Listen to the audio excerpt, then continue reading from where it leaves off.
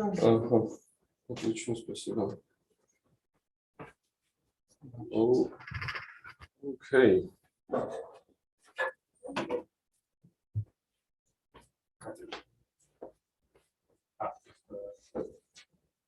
Yeah, you can click everywhere and it should work.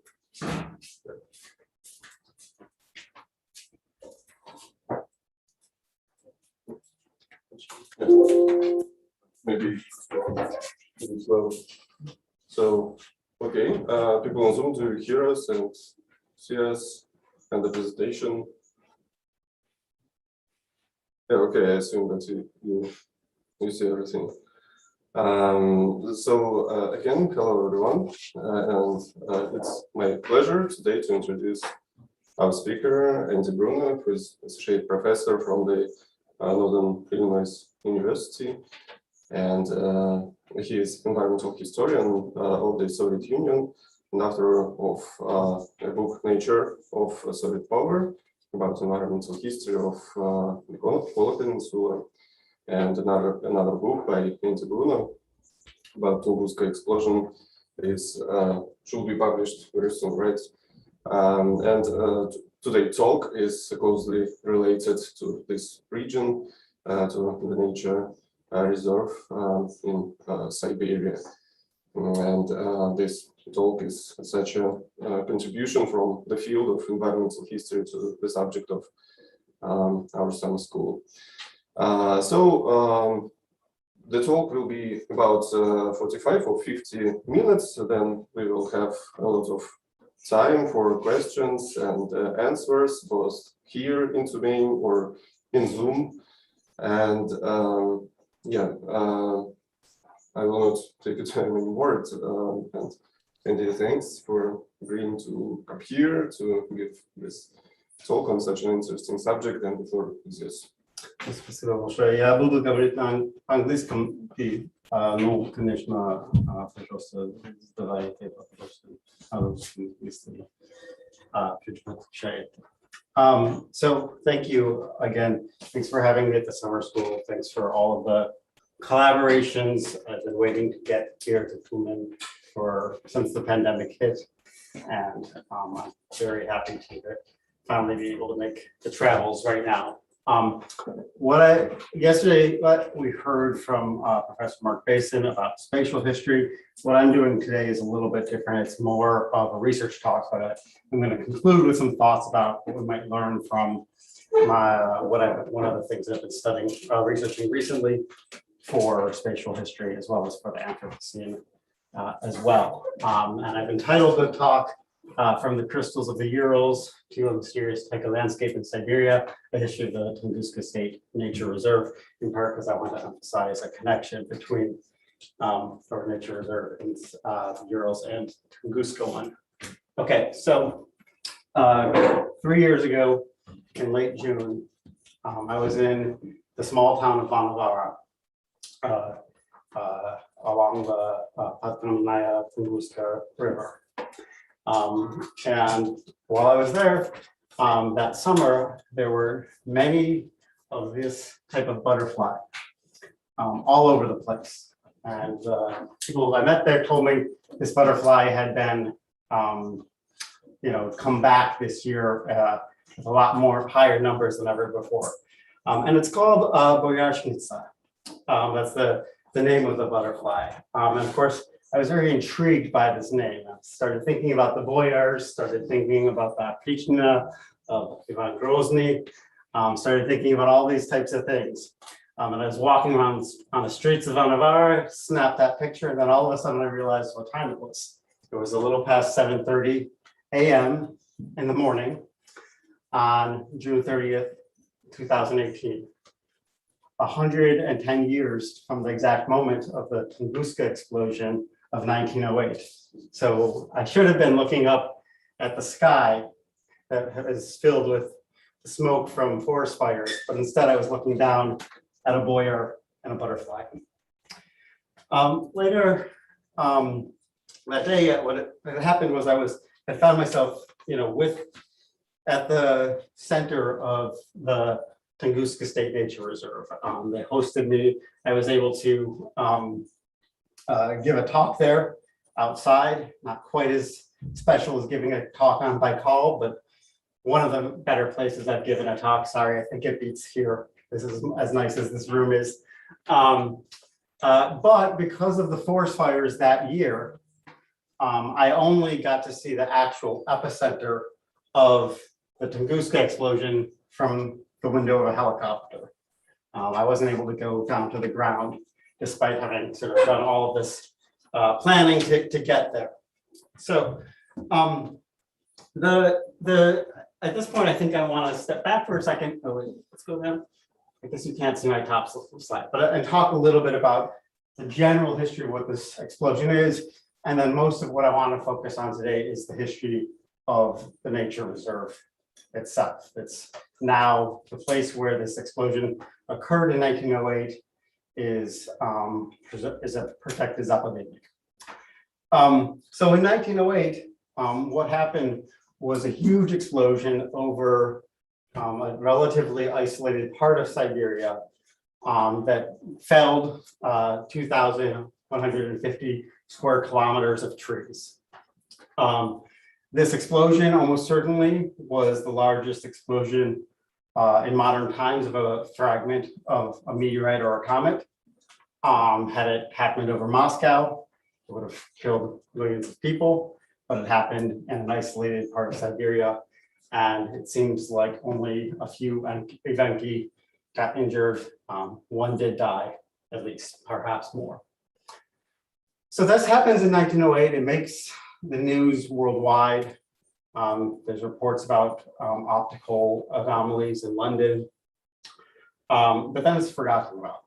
And it only reemerges in the 1920s when a mineralogist named Leonid Kulik, who had started to study meteorites, becomes fascinated and begins these expeditions in the late 1920s to go find the spot of the explosion, find a crater left by a meteorite, and ideally find a big chunk of metal to lug back to Moscow or Leningrad.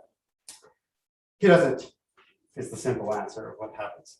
So he goes there, the science of meteorites at the time expected there to be these things. There was neither, they found neither a crater despite spending 3 years of expeditions, nor did they find any obvious fragments of a meteorite.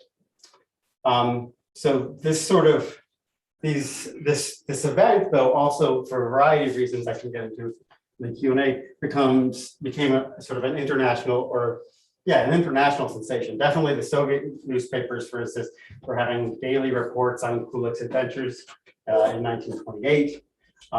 It became well known, including to a student in Tomsk at the time named Alexander Kazantsev.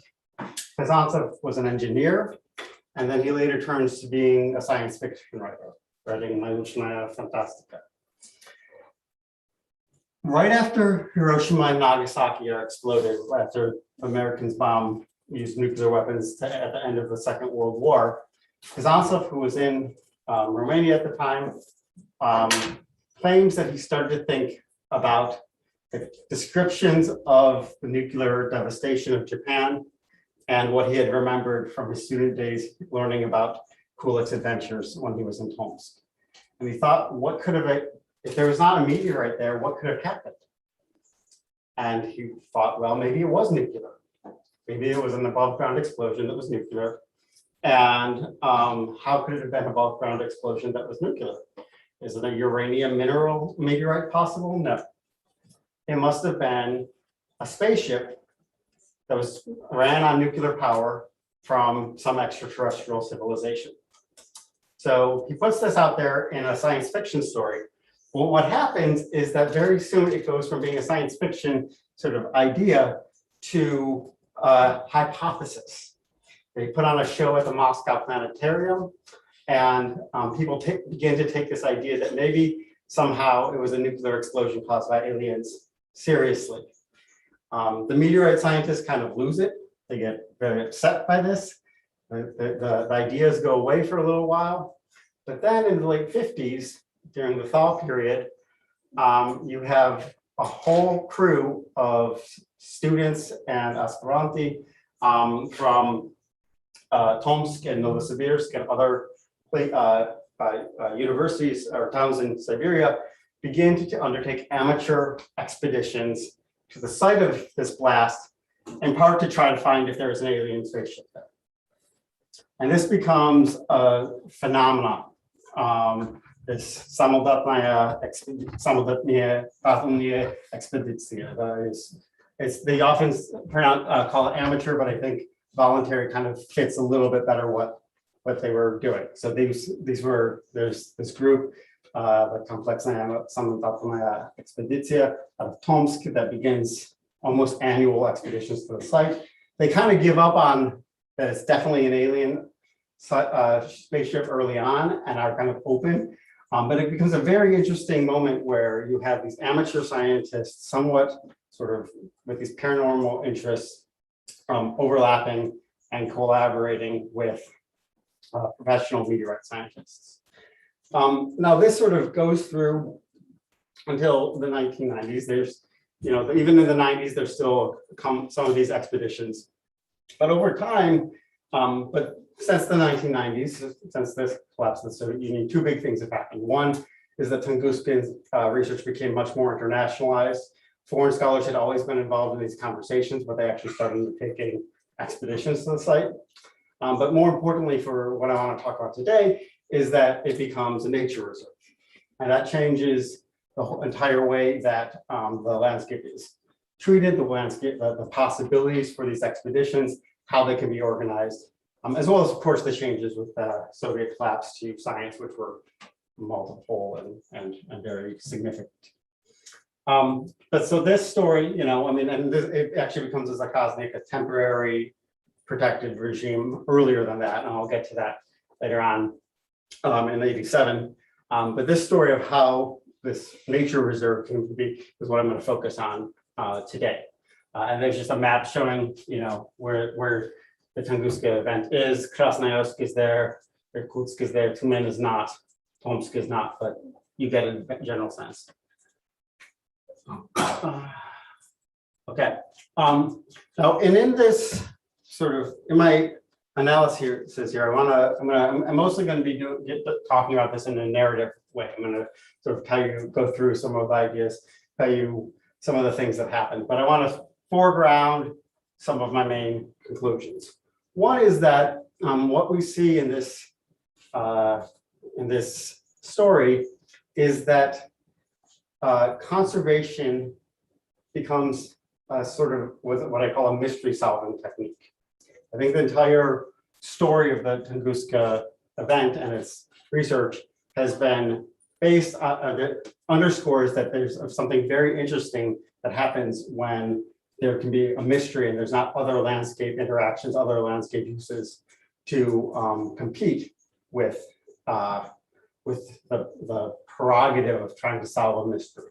So you have these researchers who do all sorts of things. They drain swamps, they take samples, they cut down trees, they measure tree rings, they do all of these, they search the place with magnetometers, they take aerial photos. But one of the final things that one of the things that they do starting in the late end of the 20th century is they preserve the region for the sake of future researchers ideally being able to come and investigate and figure out this stuff.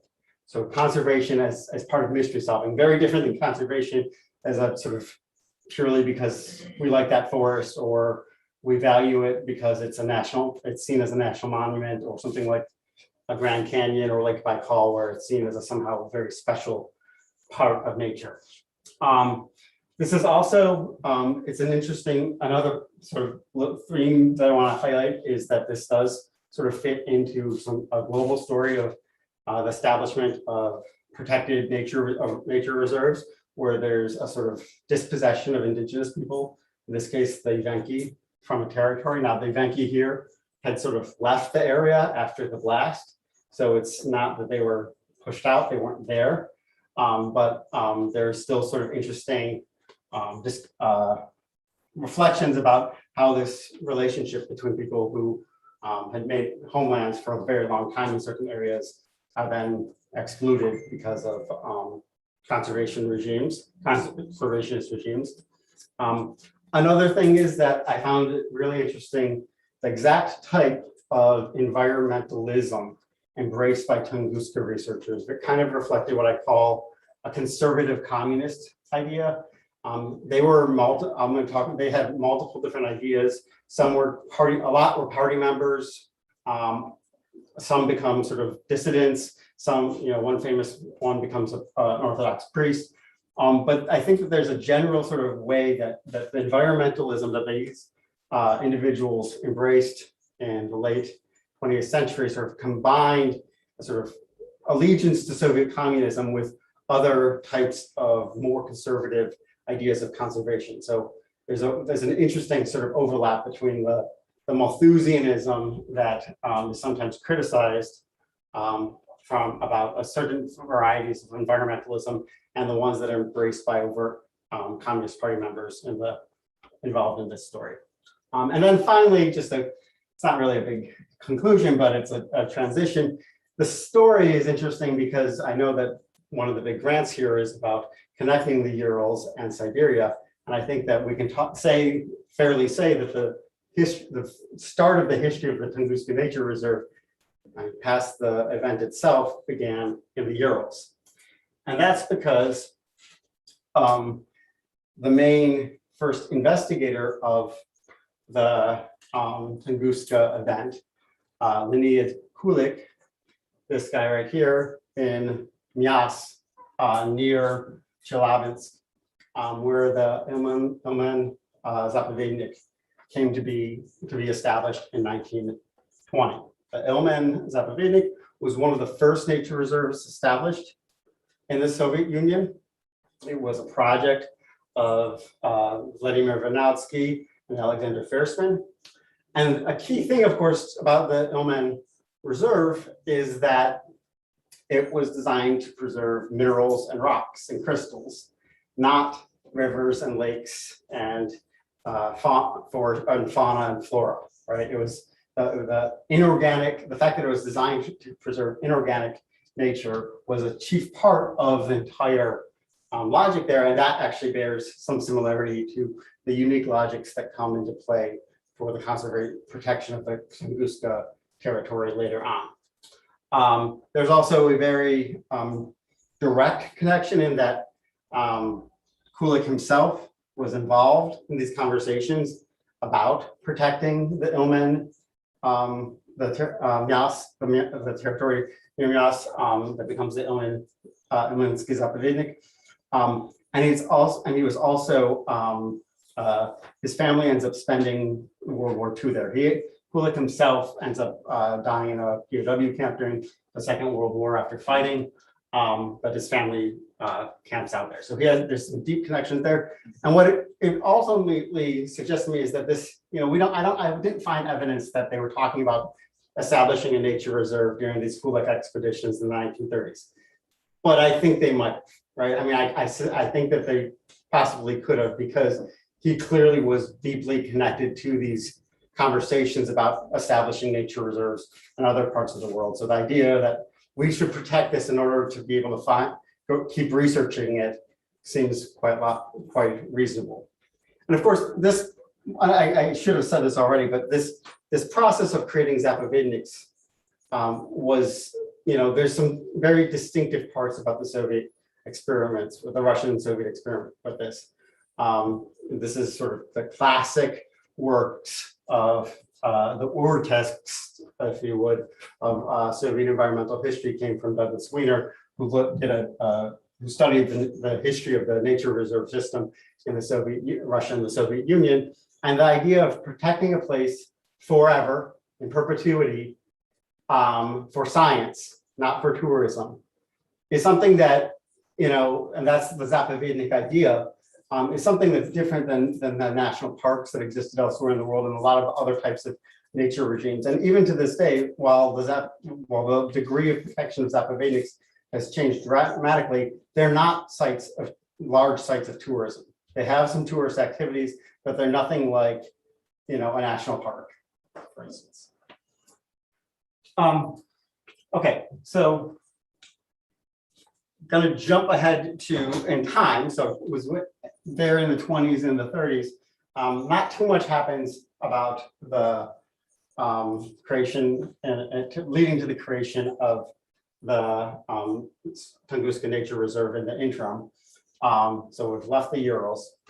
But when these amateur expeditions start in the late 1950s and early 1960s, you have the early discussion, I think as early as 1960, that we should create a Zakaznik, a temporary nature reserve over this territory.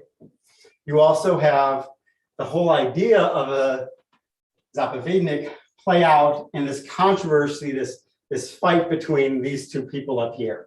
So this person on the left is Kirill Florensky, the son of Pavel Florensky, the Orthodox theologian. And he led the sort of official professional Komitet Mitteritum expeditions in the late 50s and early 60s. Next to him is Andrei Zolotov, and I don't know if it's legible, but it says that the facts speak for themselves. The Tunguska explosion might have been nuclear, and he was a strong partisan of the nuclear hypothesis. He becomes interested in Tunguska after reading Kazantsev's writings, and it's like, I'm going to go there and study it myself. And he has a background in nuclear physics that allows him to study this from his own angle. But anyway, he goes to the forest. He meets with Florensky. Florensky insists that he's in charge, and Zolotov pretty much says, no, this isn't a Zapovednik of the Academy of Sciences. You can't tell me what to do. And they then actually make up, kind of, and at least get along enough to finish the expeditions. And from that point on, it's interesting because Tunguska researchers sort of argue with each other all the time. A whole bunch of new hypotheses come into play. Maybe it was a comet, maybe it was a miniature black hole, maybe it was antimatter, maybe it was a plasmoid. All sorts of ideas come into play, and they fight with each other intellectually. But they all kind of unite on the idea that we need to protect this region. All of the researchers into what happened above the blast are pretty much unified that we should protect this region. We should keep it from exploitation. Now that's, at this point, their ideas about nature protection, it varies, right? Like they have what I've written. I would say that the sort of consensus for the amateur, for the voluntary researchers is sort of resembles what I've written about in some of my other work, where there's a combination of this idea that the struggle with nature, the conquest of nature is where you find meaning and human subjectivity, but also you want to protect that nature so you can conquer it, right? It's a combination of the idea of what Mark Basin talked about yesterday, Prometheanism, but also sort of holism, a holistic idea that you're engaged with the struggle with the environment. So it's tough to go out in the taiga and spend all the time there and deal with the mosquitoes and drink bog water and all of that type of stuff, but you do it because that actually fosters in you a love for the natural world. Right. And that, I'd say, at least at this point in the 1960s, kind of captures where most of the Tunguska researchers were. They all wanted to preserve it, and they wanted to preserve it sort of in that way, so that they can keep investigating it. One of the early projects, though, just as a somewhat of an aside about this preservation, is they want to preserve the hut, the izba, that was built in the 1930s. As a research base by Kulik, and they start a project of raising monies and restoring the infrastructure of the expeditions. Right before it's even protected from outside uses, they're investing in preserving the infrastructure. Now,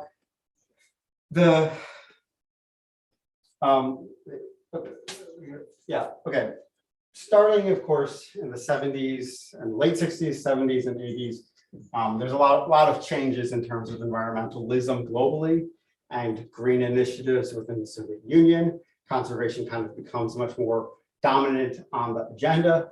And so by the 70s, you have many, many discussions about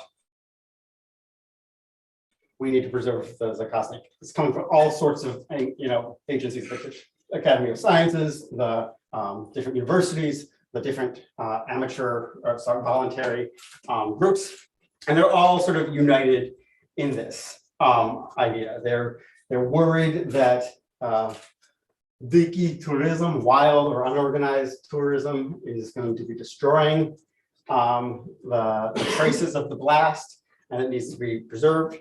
They're also worried about forest fires that can get out of control. And things I'd say really come to the head in the early 80s. So by this point in the early 80s, you start to have geological prospecting in the territory of near the Tunguska blast. At one point they think there's oil there, and then they realize there's not oil there. If there was oil there, the story might have ended up being different, I would say, but there's not oil there. But you then get these geological prospectors who come out there and have their crews that are sort of starting to set up what might become a big operation. And then you have these two, and I gave you pictures of two of these people. These aren't the best pictures of them, but it's from 1984 when they lay out a plan for a Zakosnik. Up there's Yuri Lvov, who was a wetland specialist. And over here is Nikolai Vasilov, who was a medical doctor, becomes an academician in the Soviet Academy of Medical Sciences, but was also sort of the de facto leader of the complex amateur expedition out of Tomsk from the 60s through the 90s. And their sort of idea, puts out there that, okay, we need to have a nature reserve. We need to, we can allow a few little things like berry picking and whatever, but other than that, we got to keep everyone out except for the scientists. They're very alarmed. They set out borders that would include the entirety of the zone of the explosion. I'll show you the map of what ends up being preserved, and it overlaps with the butterfly shape of the explosion. The trees that fell end up in a sort of butterfly shape, and it overlaps with that, plus a buffer. And again, just to, this is something where others in this in advocating for the nature reserve.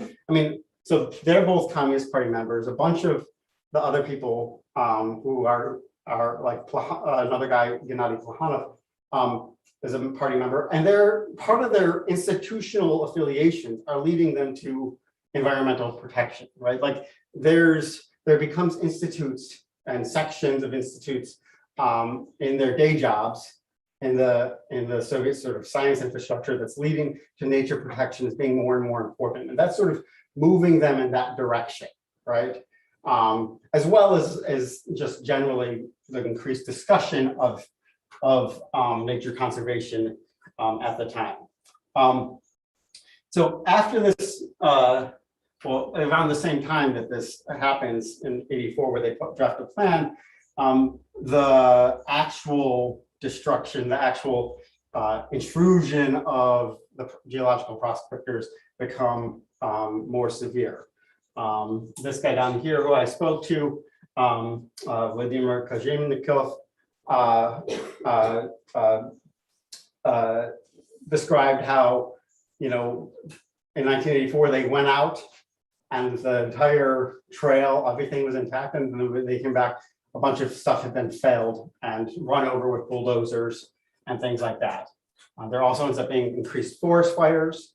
And this sort of leads to a feeling of being distraught amongst the amateur investigators of the Tunguska blast.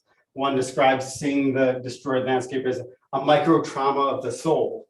And he then later jokes that, why don't we finish off the work of the meteorite, of the Tunguska meteorite, and just turn this whole thing into a desert? And he's saying that as a snide joke. That all leads to what is eventually, though, then the success, which is that in 1987, they established as a Zakosnik for a 20-year period. that stops the geological prospecting in the region. Like that actually does stop, and very little beyond that happens. There's something quite common in the history of Russian nature reserves. They created a reserve. There's a budget of, I don't know, 5,000 rubles to pay someone 1 month's salary or something like that, and that's about all there is. So there was very little done in practice to set it up. But you could imagine at this point, so these, again, right, these were mostly party members advocating for it, that they've done, okay, we got it preserved. We're optimistic. We'll figure this out, right? And then, of course, what happens is the entire communist system crumbles before them, and some ideas that had started to be emerging under the surface sort of rise up, and you get a type of environmentalism that advocated by many of these advocates for the nature reserve that's very distinctive in some ways. Plekhanov, so Gennady Plekhanov, this is the guy who was the first leader of the complex amateur expedition who went out to find aliens he thought it was aliens in 1959. He told me in 2018 that it's not aliens, but he was interested in this, and his trajectory kind of is interesting because he has this sort of communist optimism, but then through talking to Lvov and sort of starting to worry more about ecology, through reading things like Lev Gumalov, who we heard about a little bit yesterday, the neo-Eurasianist thinker, he kind of becomes depressed and thinks that, for instance, a resource dearth limits on the ability for the natural world to regenerate itself, to allow for human growth of economy and populations, is putting us on a trajectory where it even says, the next world war is not going to be fought over ideology, it's going to be fought over ecology. This type of sentiment resonated with many of them. It also resonated with neo-Malthusianism. So the ideas of Thomas Malthus at the end of the 18th century, essentially he comes up with a theory that population grows quicker than the ability to grow food, right? And from the beginning, his theories are used to justify letting poor people starve to death, right? Like this is important about Malthusianism in its initial iteration, whether or not it described a population dynamic, which it doesn't. He was explicitly reacting to the French Revolution, reacting to the ideas of the poor laws in England, and saying, no, we can't do that, right? That's why, of course, there's a huge strain of Marxist thought that sort of has Malthus's enemy number one.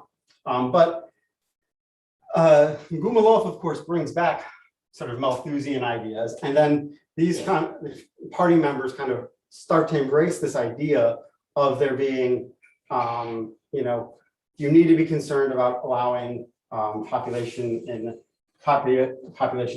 And sorry, I skipped something. As well, of course, as early environmentalists in the 1970s sort of embrace Malthus as a way of saying, let's talk about population, let's talk about limits on population, and that is a very interesting sort of mix of ideas where you don't really expect, again, committed communists to then be embracing Malthusianism, but that's actually kind of what happens for some of them. Some of them are, reject the party altogether and come up with these ideas of maybe we can, this one guy talks about an eco-pause that will sort of stop environmental damage, that will allow us the time to advance technology so that we can essentially go to Mars, essentially Elon Musk before Elon Musk. Vasilov, who again was sort of the advocate for the Zakosnik in 1984, talks about the idea that moral progress needs to catch up with technological progress because technology has its own logic and it advances beyond human moral capabilities. And if we don't have human morality catch up with human technology, we're doomed. as a civilization. These are the ideas that they're expressing in the late 80s and early 90s as they actually then achieve the creation of a nature reserve.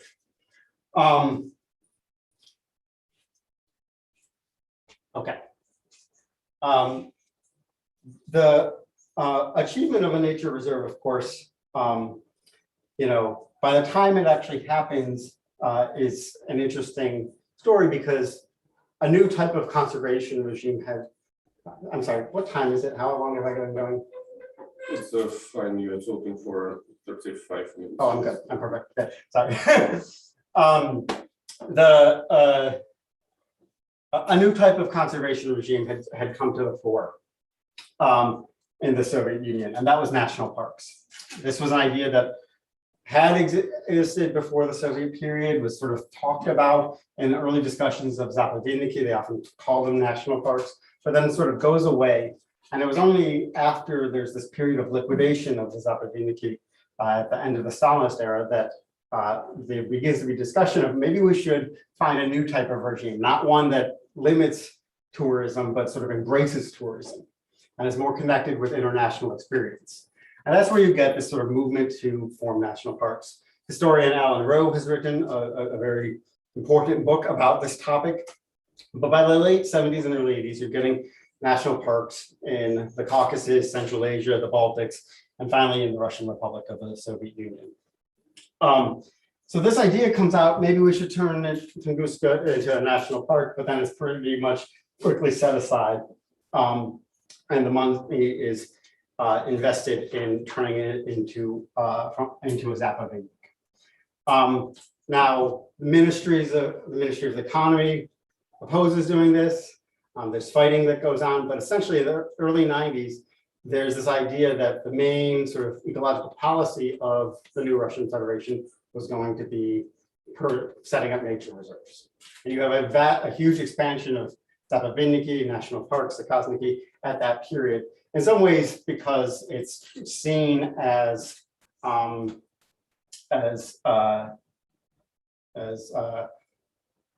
easier in some ways than figuring out ways to limit pollution. It's something that can be done pretty easily.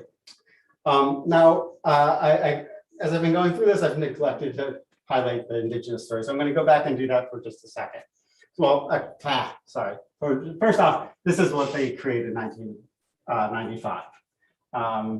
They have this region that kind of looks like, that kind of matches where the forest fell. It's in Vanavara, and this is the group here. The head of the scientific director of the scientific department of the Zapovednik is none other than Nikolai Vasilyev, who was one of the expeditionaries from the Tunguska amateur voluntary Tunguska expeditions. And next to him, the first president is this guy, Vladimir Elkin, who is an evank by background. Now, it is noteworthy that the first head of the Zapovednik is an indigenous person.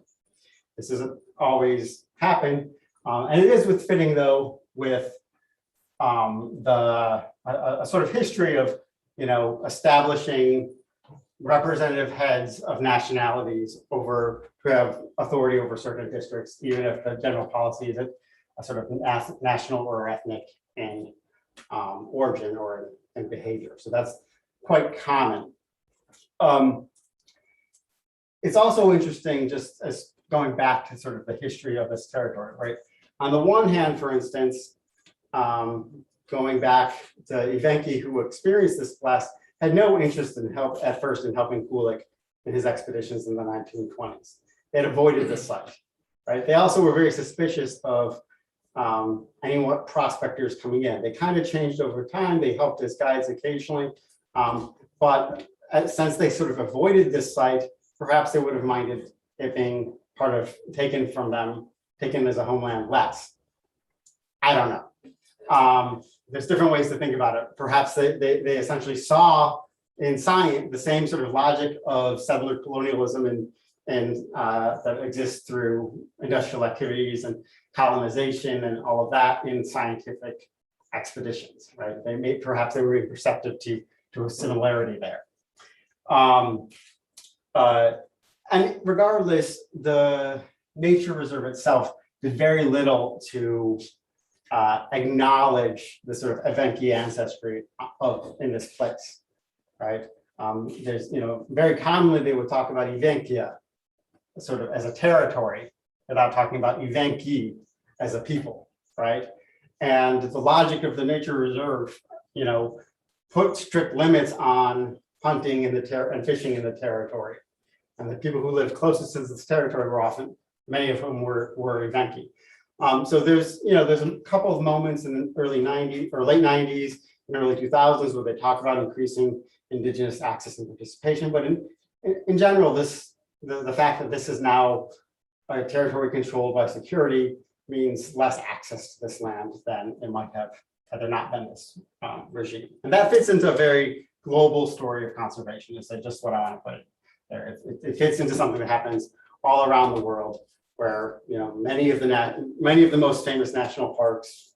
I'll just be an American here. Yellowstone, the Grand Canyon involved exclusion of the populations who had been in that area before. There was also a attempt to sort of think of what else they might do. There was a moment after the nature reserve was established where a bunch of cosmonauts discussed how we agree with the Tunguska Reserve because this is a place where the collision of the cosmos and planet Earth has happened. And what we're preserving here is traces of the vast universe outside. And actually had an idea of expanding it and doubling the territory in another part of Evenkia. That's a plan that never came, and calling it Planet Earth Park Number 1. That never came to exist, but now we do have had the nature reserve around for 25 years. So here's the very nice logo of the nature reserve and the main building that's the headquarters in Vanavara is housed in. And over the last 25 years, there has essentially been a shift in away from the Tunguska explosion in some sense, in terms of what the Zapovednik does. Now that it's a protected area, the scientific research that goes on there has ended up reflecting the scientific research that you'd find at other nature reserves, more so than in the past. So if they're in the first issue of their they had half of the stuff written by researchers of the Tunguska blast. By the latest one, it's all about flora and fauna, river conservation, things like that in the region. And it's interesting because the conservationist mission of the Zapovednik has, of course, worked in a certain sense, right? I mean, had this become an area of mineral mining, this territory would have been drastically transformed in ways that it has not been. So the preservation of the territory for the sake of understanding humans' relationship with outer space probably has succeeded. However, increased wildfires have destroyed much of the territory, not just the year that I was there, but every year since then. A huge part of the territory of the nature reserve has gone up in flames. Oil spills and other pollution has affected it. Just last year, there was or just within this last year, there was a controversy about the hunting licenses being given out sort of inappropriately, not with the authority of the nature reserve. And all of these things, of course, speak to what we know about the Anthropocene, which is that these sort of increased pressures on natural systems have tended to outpace our best efforts at protecting the natural environment. So to the extent that this is the story of the Tunguska Nature Reserve is one of success of protecting a territory, it also is limited by the changing environmental circumstances globally. Okay, so now that's the story. And now I just have a few thoughts to conclude about how this story reflects on spatial history and histories of the Anthropocene. So one thing I would just say is that what this reveals is that, you know, the regimes and logics behind territorial protection, nature protection, can vary a lot, even if the result is a similar type of regime of protection, right? So you can't really compare, for instance, the way that, I mean, you can compare, but you can't say it's the ways that the Tunguska Reserve came to be and the logics and the arguments behind it don't really reflect what you might have in Lake Baikal, or you might have in the Lapland Nature Reserve, or many other nature reserves, where there was a very different sort of idea about why they were going to do it, what needed to be protected, and all of that. Even if the protection regime at the end of the day was similar. And I think this is important because it just shows there's sort of nuance in these processes of spatial, sort of control of spaces that we should pay attention to in spatial histories. I'd also add that the meaning, and this is kind of going back to what Mark Basin was saying yesterday, but the meanings assigned to different places and different spaces can conflict with each other and can be contested. So ideas of this possibly being a Evenki homeland and ideas of this being something that helps humans better understand their place in the cosmos are not necessarily ideas that align together perfectly. And then in terms, I mean, I kind of already talked about this in terms of the Anthropocene, which is, you know, one is, of course, probably the most important is that, you know, the problems, environmental problems of today are so severe that despite all of the efforts at better conservation policy since the 70s and before, I think we really should understand that the issues are becoming more serious. And I think that the fact that they're successful in getting a nature reserve here, and then you have these other impacts come in that outpace them, I think that's an important part of underscoring the severity of the Anthropocene. But then also that you have very different economic, political, and scientific ideas and interests and orientations that play a part in the sort of emergence of the Anthropocene. You know, I mean, to put it like a little bit, you know, in somewhat exaggerated terms, there's a sort of idea of like environmentalists as hippies who want to go live in the forest or whatever, right? And that's a bit of a stereotype, but the sort of ecological environmentalist culture of certain Western countries, which has also become more and more diverse. You see a huge diversity. You see people from very different backgrounds and very different orientations and very different ways of thinking about the natural world come to a type of environmentalism that I think is an important story of the Anthropocene as well. Okay, so with that, thank you. And thanks to all the funders, including you all here.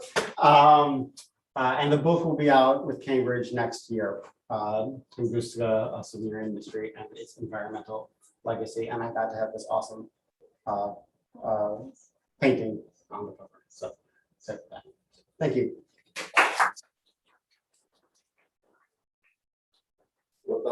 Thank you very much, Andy. And now we are open to questions and answers, both here in the room and also in Zoom. I'd like to ask a question, maybe from the room first. Okay, while people are thinking, we can read the chat.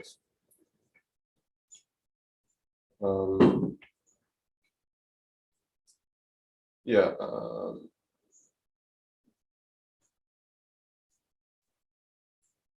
Just. So, Yes, Taiga wants to know why not aliens? Yeah, I think I can talk about a moment during the presentation. Yeah, just a short question. An illustration by whom?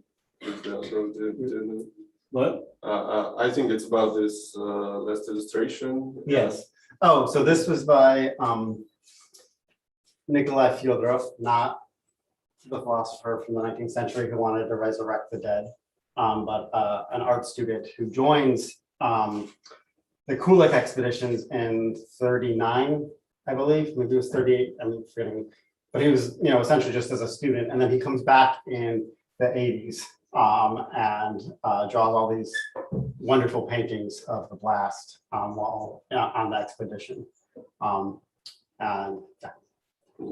Okay. So by a participant in the expeditions. Yeah, thanks. Any questions? I have a question. Yes, please. I'm sorry for jumping in.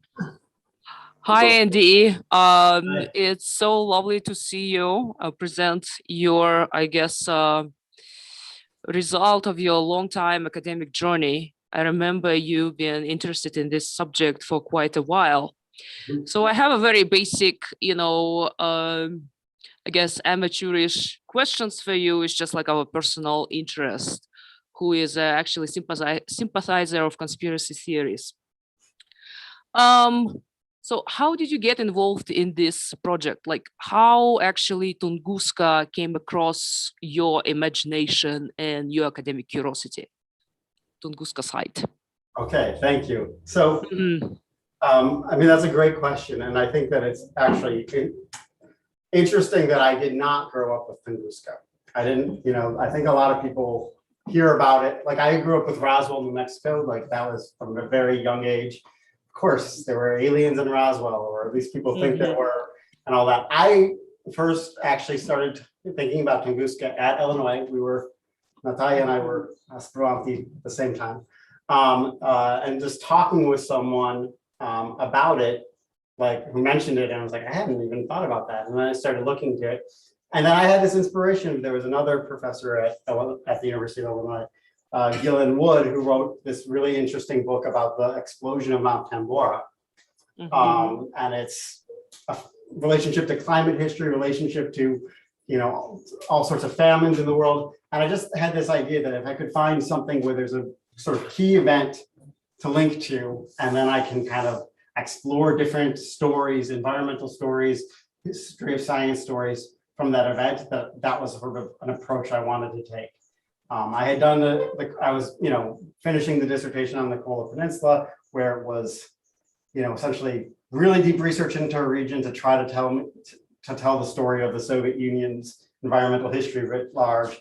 And while I liked that, I kind of wanted a different challenge and a different type of thing from that. So, I mean, that's how I got into it. And then one of these things about this event and the fact that there's been so many investigators of the event is it's very well preserved, right? Like you can find online hundreds of interviews of people who witnessed it that have been transcribed and it exists there. So I traveled to all sorts of places for this, for the research, but I was able to do a lot, in my pajamas at home too, so. All right, thank you. Thank you. Thanks, and we have a question from one of this. Thank you for a brilliant talk. I've enjoyed it and looking forward to reading your forthcoming book. And my question probably goes beyond your own research interest, but I believe that you have your own preferred version of what actually happened in 1908 in this Siberian Taiga. What do you think? What actually happened? Okay, I will give you that. So let me start by saying I came into this agnostic, not having a view, right? And I'm committed methodologically to not judging what happened, because I think to tell the history of science, you have to be able to take everyone seriously and listen to their ideas. I've never been inclined towards I believe aliens exist. Like 100%, we know that there's billions of exoplanets out there. The idea that we're alone in the universe seems completely implausible to me.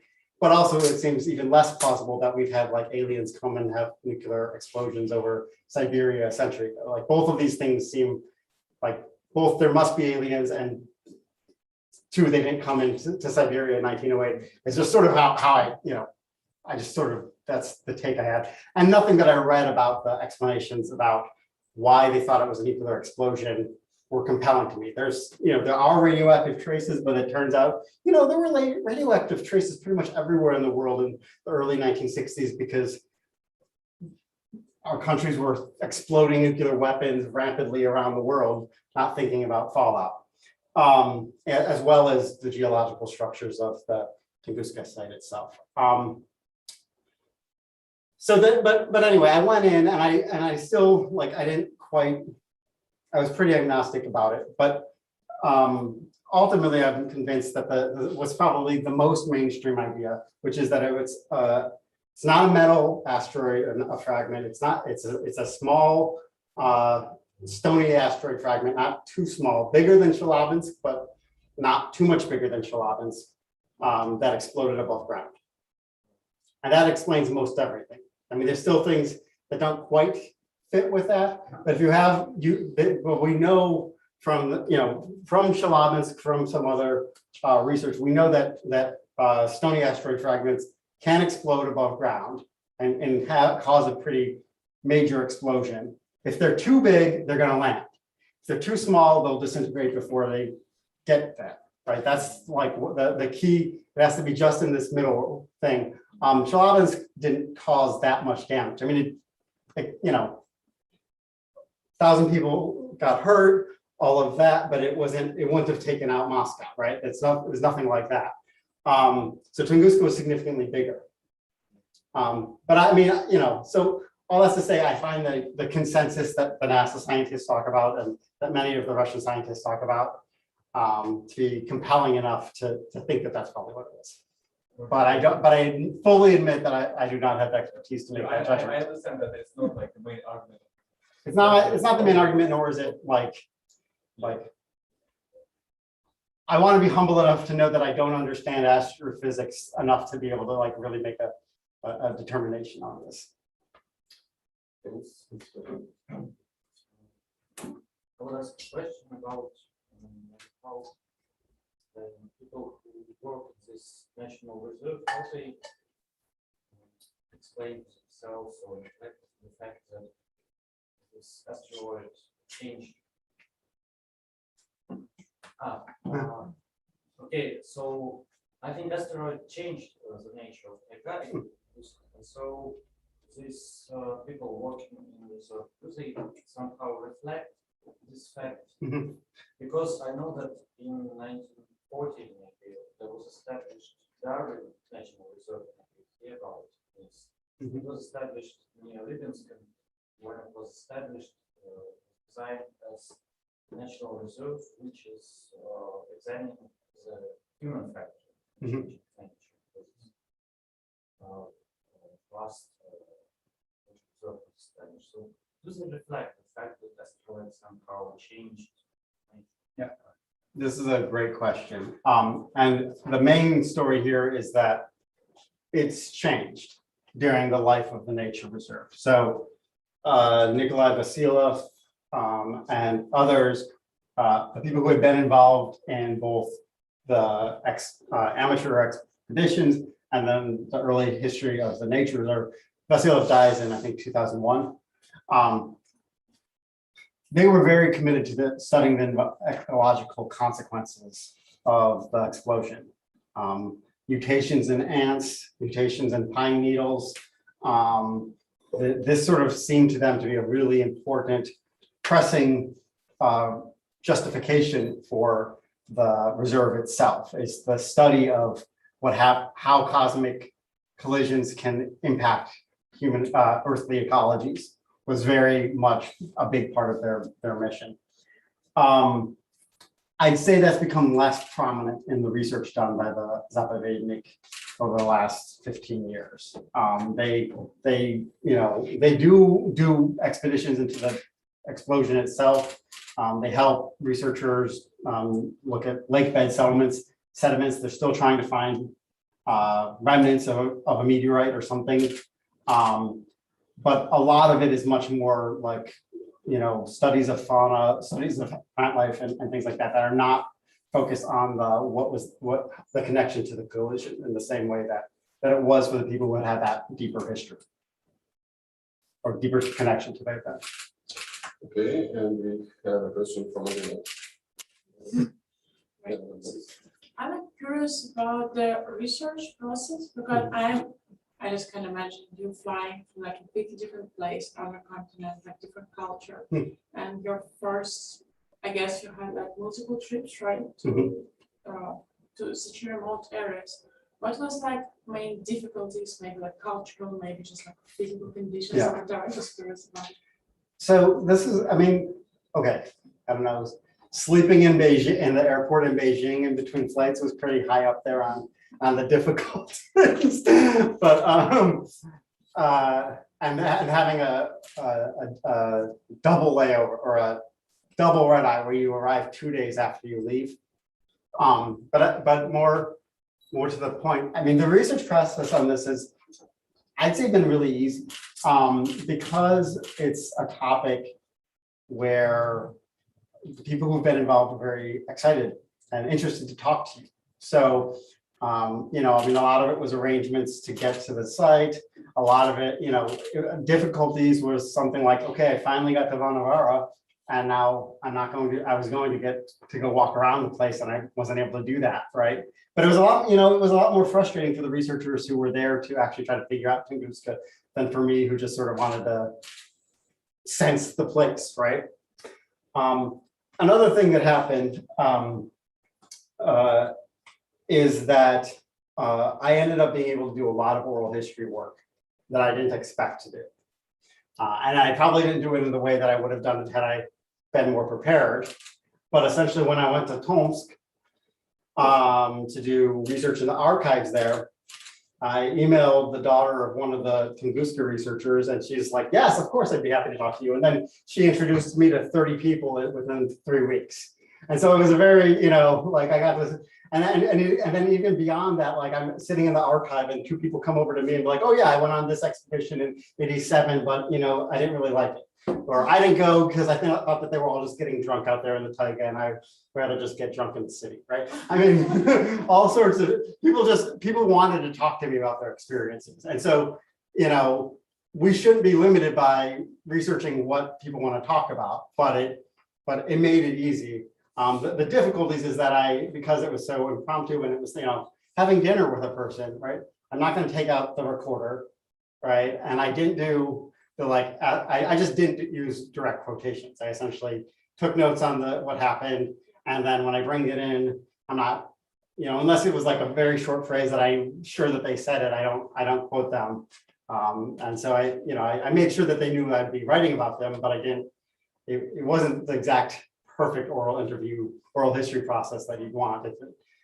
But the research was so much richer for actually, okay, tell me what it was like. This isn't what I'm talking about here, but tell me what, you know, one of the chapters in the book is going to be about the experience on the expeditions, the poems, and what they did out there in the Taiga for 2 months every summer, how they spent it, how they set up camp, how men and women interacted, how, you know, what songs they wrote, what themes were in those songs, all of these types of sort of this look at Soviet culture that's very much rooted in not everyday experience, because it was a special summer experience, but in sort of the rich fabric of life.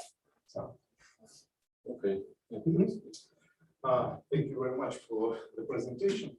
And I have 2 questions.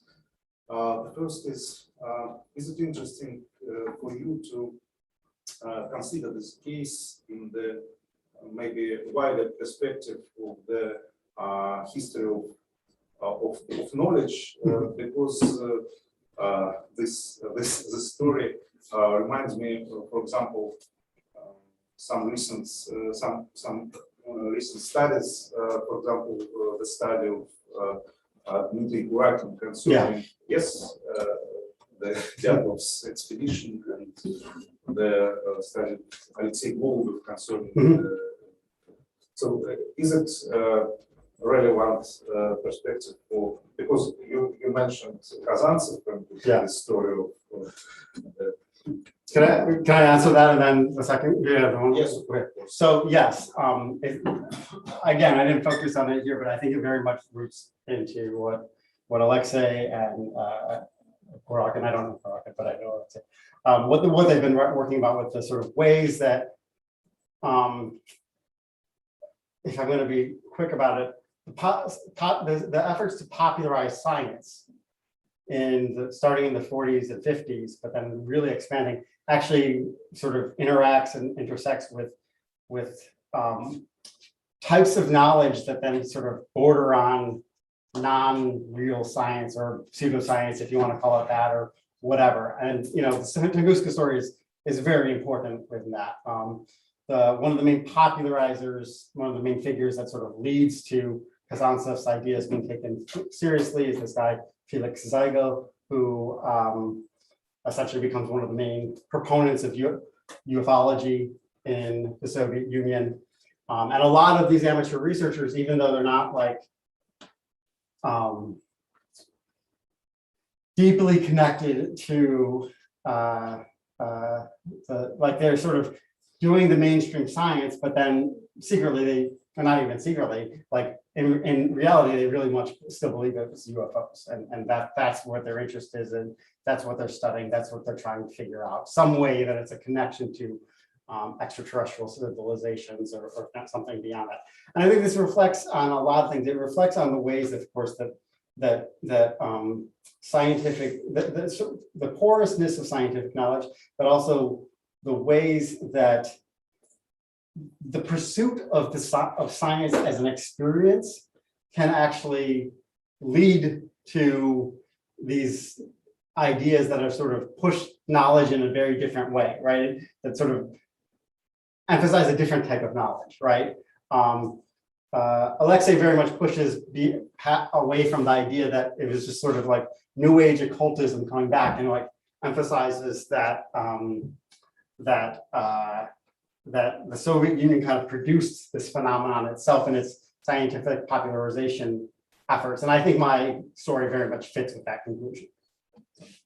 Thank you. And the second question, can you speak about some tourist cultures which emerge in the connection of the creation of the заповедник, or sarcastic, some practices, rituals?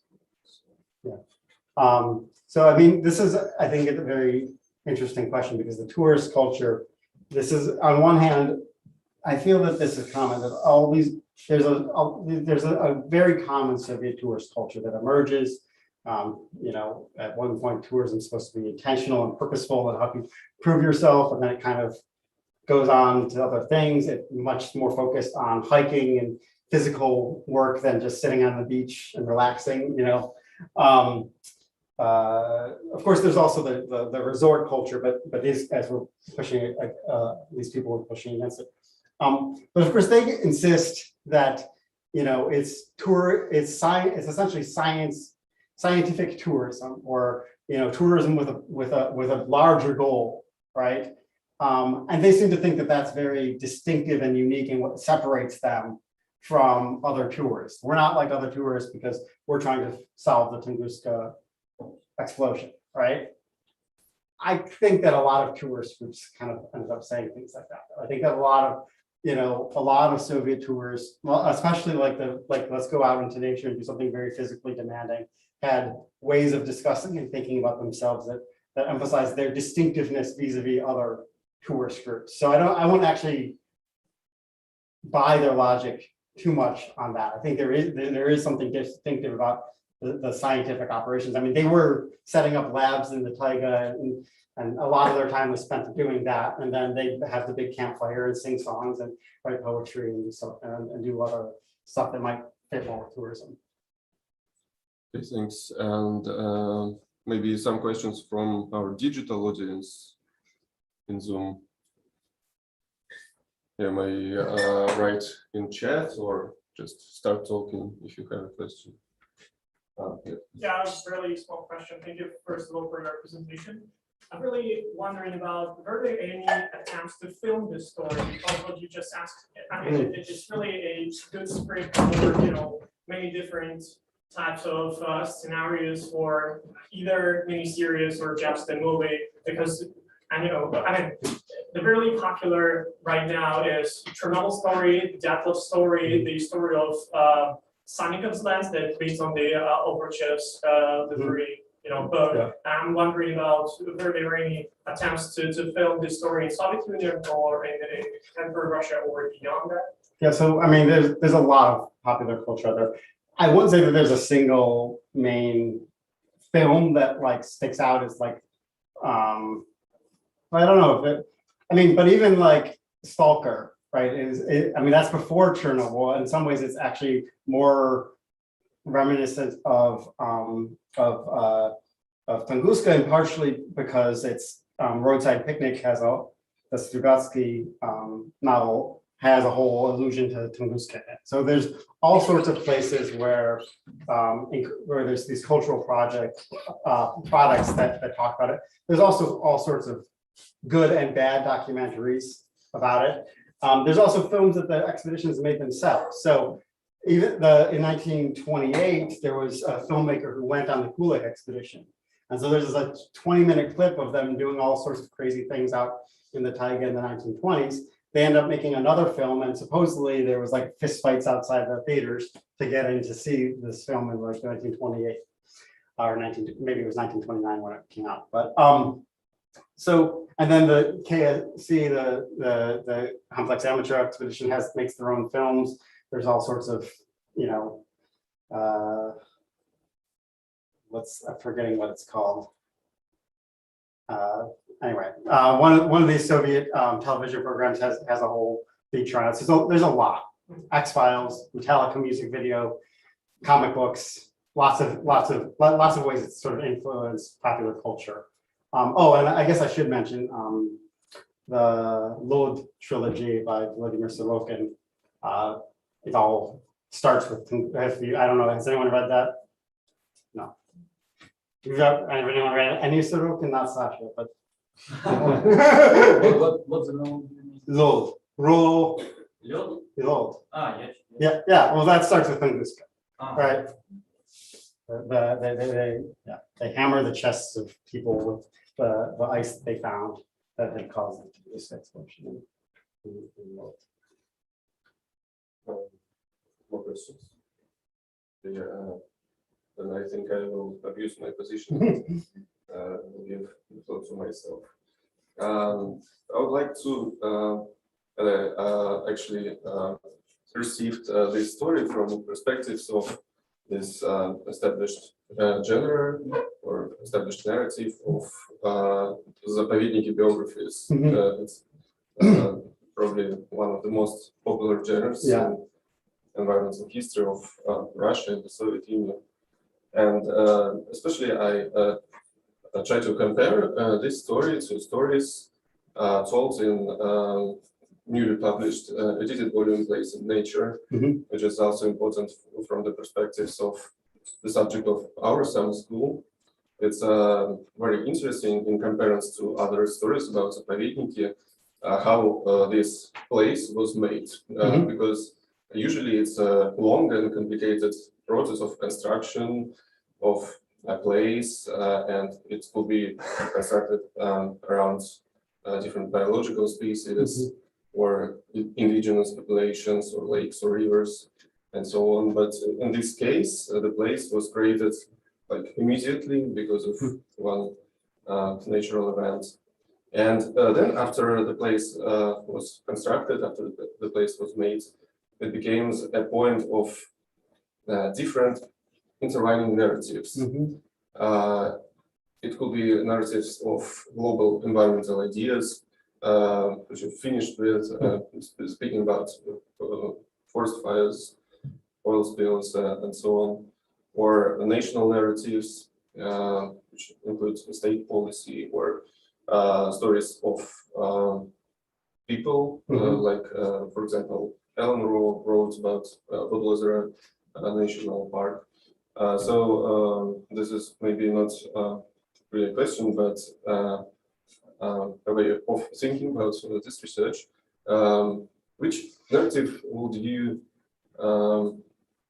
do you think is the most important for this place? Can it be viewed from perspective of global ideas or personal history, and just a question more about your research. Why did you decide to tell the story like this? So, okay, well, that's great. So first of all, I think that contrast that you pointed out is extraordinarily fruitful and helpful. That, you know, in many cases, the ways of coming to care about an environment kind of is a long and complicated process, right? And it's long and complicated here, but the events that cause them to care about it is relatively short, and then becomes a source of, you know, it's the cultural process afterwards. And that is, I think, a distinction. So I like that.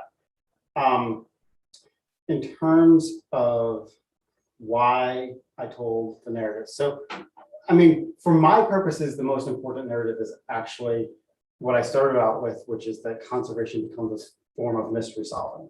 And that's related primarily not because that's the most important thing objectively, but it's the thing that fits into how I wanted to construct the book, and the main arguments that I thought tied the entire story together the best. And let me just sort of highlight that a little bit, which is that Tunguska is a fascinating environmental story for many, many reasons, but in part because it's a place where the objective of solving the mystery dominated, right? There wasn't a militarization of the region. There wasn't fast economic development. There wasn't agriculture. There wasn't other forms of settlement. There were, you know, everything sort of ended up reflecting this sort of idea.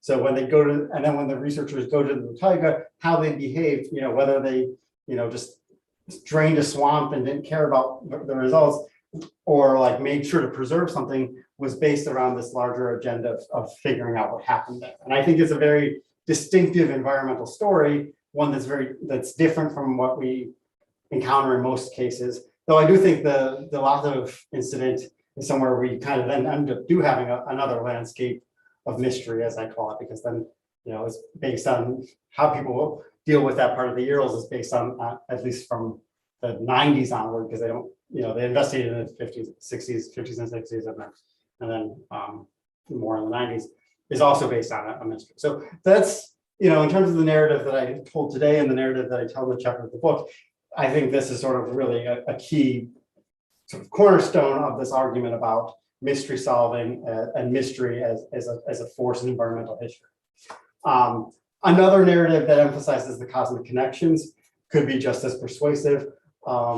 Another argument that puts in indigenous relations could be also, I mean, that fits with global experience pretty clearly, but also important. And then a sort of third trend that I hit on, which is the sort of distinctive ways that you have these, you know, Communist Party members embrace sort of clash of civilizations, population bomb, Malthusianism, I think is another also quite important story to be to put out there. So I don't, you know, I believe in multiple stories, but the one for my own interest, if I had to pick one, would be the mystery solving part. Okay, thanks. So yeah, I think we still have time for questions if we have some. Maybe questions from, oh yeah, something in the chat. Taiga has a wonderful cartoon video to be story. No, a mockumentary from Sverdlovsk. Okay, I'll need to find that. Nice, yeah, we will watch it.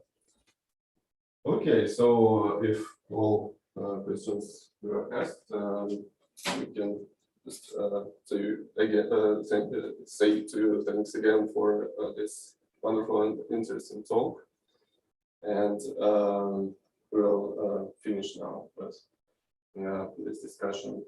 Now, so yeah, first of all, thanks.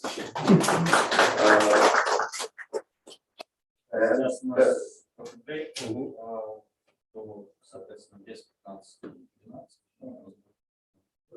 Затем мы разбираемся на месте и работаем в нашей прежней формате. И на прежних местах. Да, и на прежних местах, соответственно. Вот затем у нас, как вы знаете, программный вес и Все хорошо, спасибо. Спасибо. Хорошо, извините, Тимофей, пожалуйста, уточните, через 15 минут возвращаемся, да, мы? У нас сколько у нас? Через 20. Через 20 минут. 20 минут, 20 минут, хорошо. 10-4, да, принято.